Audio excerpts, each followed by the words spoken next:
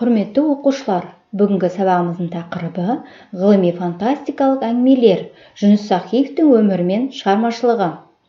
Бүгінгі сабағымыздың оқу мақсаты әдеби шығарманың жанрына байланысты сюжеттік желілерін, эпилог, прологтерді анықтау. Алдымен фантастика дегенімізне соған тоқталайық. Грек тілінен алғанда фантазия деген сөз қиялдау дегенді білдіреді. Фантастика қиялдау өнері. Фантастика ұғымының өзі де қиялдану өнеріне байланысты пайда болған. Ғылыми фантастика ағылшын тілінен аударғанда ғылыми туынды дегенді білдіреді.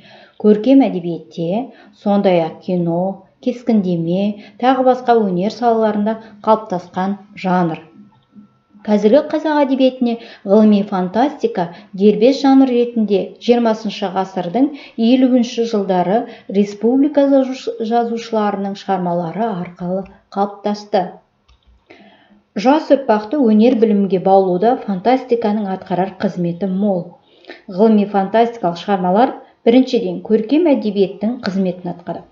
Екіншіден оларда ғылым мен техниканың дамуына көңіл бөлінеді.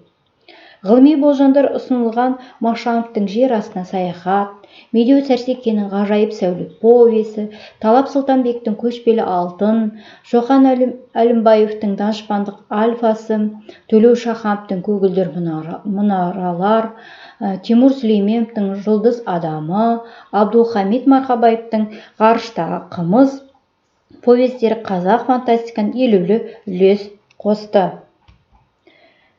Қазіргі таңда қазақ әдебиетінде бірсыпыра фантаз жазушылар бар. Олардың қатарында Абдраман, Бектібаев, Марқабаев, Сахиев, Шаханов, Ысқақтарды атауға болады.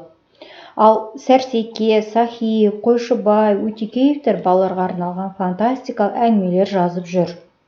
Ғылыми фантастикамен айналысып жүрген жазушылардың бірі Жүніс Сахиев.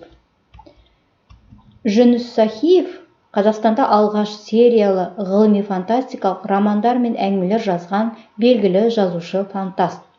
Қазақстан жазушылар одағының мүшесі және оның Жандос атындағы әдеби сыйлығының лауреаты. Астрономия, геодезия қоғамының толық мүшесі. Сахиев Жүніс қазақ және әлем ғылыми фантастика жөніндегі ондаған танымдық мақалалардың авторы.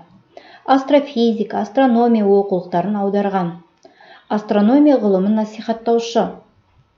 Ол шығармашылық өмірбаянымен Эрита Казахстана 97 жылы, Қазақ әдебиеті энциклопедиясына 1999 жылы, Белоруссия энциклопедиясына 2002 жылы, Ұлы дала тарихи ғибраттық шежіре кітабына 2002 жылы, Жазушылар әлемі фотоальбомына 2003 жылы, Қазақстан жазушылары 20 ғасыр энциклопедиялық анықтамаға 2004 жылы енген болатын.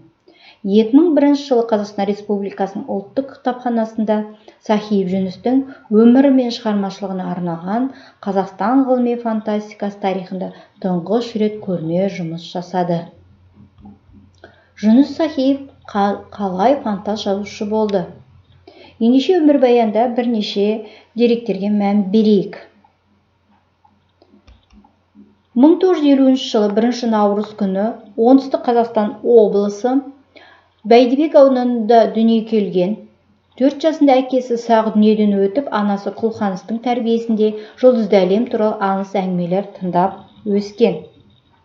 Яғни өзіміздің анықтағанымыздай Құлқаныстың әсері болған екен. Бала кезінен өзге жұлдыздар жүйесіне ұшып баруды армандап, мектепке бармай жатып, жұлдызды әлем туралы әңгіме құрай бастаған. Бала қиялы кішкентай кезінен оны жұлдызды әлем туралы әңгіме жазуға итермелеген екен. Жазушы әскерде әскери радиостанцияларда радио байланысшы болды.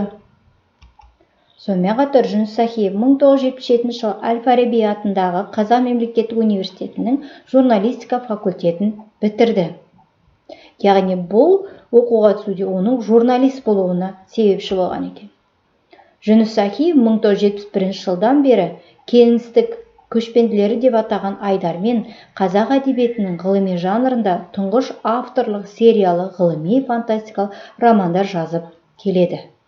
Міне осы деректердің барлығы Жүніс Сахиевтің фантаз жазушы екенін дәлел болады. Ал енді тапсырма, жоспар жазыңыз. Жүнсахиевтің айдағы жасырынбақ әңгімесін толық оқып шығып, мына тірек сөздерді пайдалана отыра сюжеттік желі бойынша жоспар жазыңыз. Тірек сөздер: қиял, жазғы демалыс, ғарыш кемесі, ай, саяхат, көлеңке, жасырынбақ, табиғат. Тапсырма түсінікті болды деп ойлаймын. Сәттілік тілеймін.